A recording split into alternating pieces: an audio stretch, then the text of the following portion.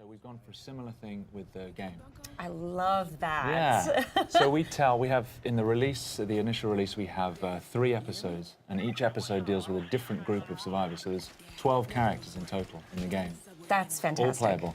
And we've got an episode in Moscow, Russia. We've got an episode in Jerusalem, Israel, and an episode in New York City. Oh, that makes me so Yeah. excited. I have to explain. I'm so excited because these are very, very pivotal moments in the book Yes. that take place in the Exactly. places you've mentioned. Yeah. So I'm really looking forward to seeing what you've set Yeah. in those locations. Cool, good.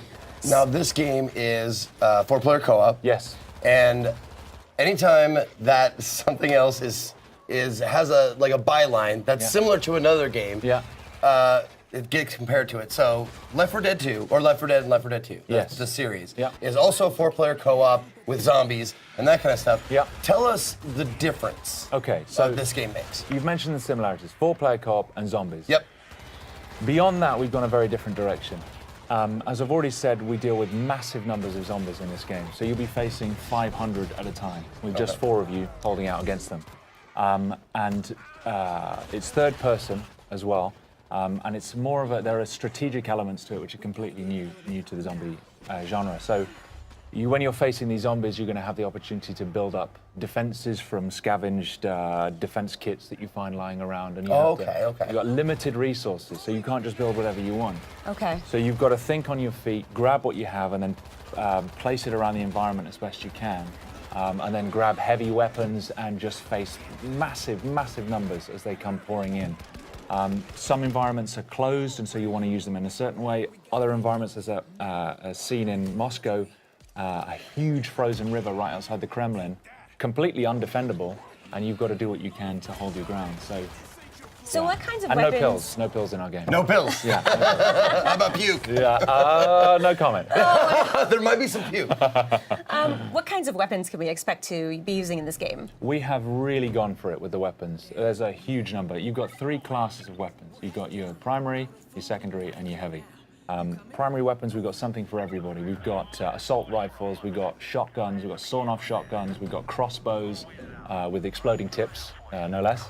And we've got SMGs, a variety of different of those weapons. Secondaries, we've got silenced pistols, sawn-off double-barrel shotguns, and then heavy, we've got rapid-fire combat shotguns, RPGs, heavy machine guns. We've gone for as much as we possibly can. You actually, with your cadence, your speech pattern, and your accent, you sound like you could be a nefarious weapons dealer. You opened the trunk and you were just listing off all the stuff you have for sale and stuff. Yeah. Nice work. Have you seen that scene in Taxi Driver where he goes to buy a gun? He's like, "It's a very nice gun. I got this gun. I got this." That's me now.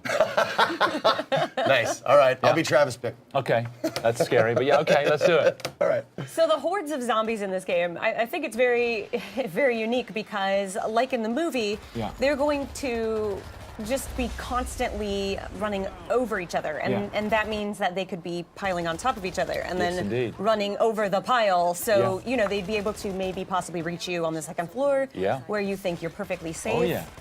So I think that's a really interesting thing to bring to this genre, especially. I mean, we're pretty much getting used to fast You can zombies. see right there, they're actually pyramiding up There now. it is. Oh my God. And climbing the That's- walls.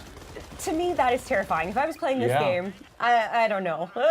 Well, it's great because the guys have put such an enormous amount of work into the physics system that governs those zombies and how they move. And so you're never safe anywhere. There's nowhere to hide. They will climb the walls, they'll climb over buildings. And actually, when we were designing the zombies, we put a lot of thought into the psychology of the zombie. Because, of course, they have no fear. They're not like another enemy where you can break their morale. They're not afraid of their own, they're not afraid of injuring themselves. So if they see you, they will throw themselves from the rooftops.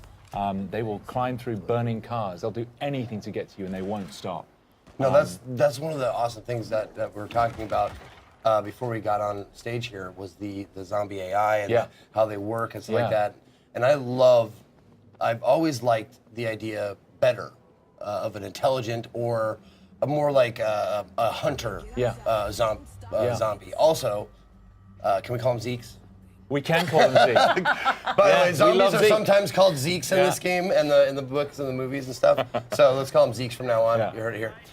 Anyway, no, I love that the idea of hunting. Like they're trying to eat you for food or trying to procreate, which Yeah. are like the two basis instincts of Yeah, any yeah. living thing. There's no zombie procreation in our game, I'm afraid to say. Oh, really? Yeah, I'm afraid there's. Oh, that's what I meant. I didn't mean like making love.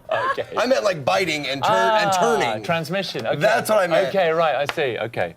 Get your mind out of the gutter, man. Come on. Like, what can I do? Yeah. Oh my goodness. No, they because it looks like they flow like a ant hive. Yes. Or ant hive. Ant colony. Yeah, there you go. an ant colony, yeah. An ant hive, whatever. Yeah, sure. Let's make some metaphors. Sure. But yeah, it looks like they like work like Yes, that. Like they do. like they swarm. They're not just 500 kind of independent individuals. They respond as a swarm, and so they will move and flow, not just with. I mean, when they see you, they'll move towards you the best way they can. But if there's a wall in the way, they'll pyramid up and try and get over the top of each other and over the edge. But also, a lot of them, if you shoot them and they collapse in front of you, the ones behind will just trample over the top of them. Just to get to you. Exactly, just to get to you. And I can tell you, when you're standing there and the only thing you've got is you've run out of primary ammo and you've just got your silenced pistol and you've got 300 zombies coming towards you, it's pretty damn scary. Yeah. Well, that's gonna be me obviously because I've never been very accurate. I've always been a spray and pray kind of guy. Yeah. But thankfully, you said there's a myriad of weapon choices, so Yes. I can be the heavy guy. Yes, you can. Like yeah. not just the heavy guy, but There's we've got character development, so you've got progression. And as you build up experience, you can develop your character. You specialize in a class. You have a skill Okay. tree. You've got weapon progression as well, so you're customizing your weapons and building up on that. So there's just so much room for growth in the game. Can you tell us more about the characters? Are these player Yeah. created or are these specific characters that you've Specific. written? Yeah, so we've written these characters. We've put a lot of thought into their backstories. What I like so much about the book is there's a lot of normal people who survived in the war because of characteristics they already had. We've gone down the same route. So in the New York episode that we're demoing, you've got Arnetta Larkin, who she's a woman. She's doing cable rigging for a power company. And she's just trying to get home to her kids to see if they're still alive. We've got Tashawn Collins,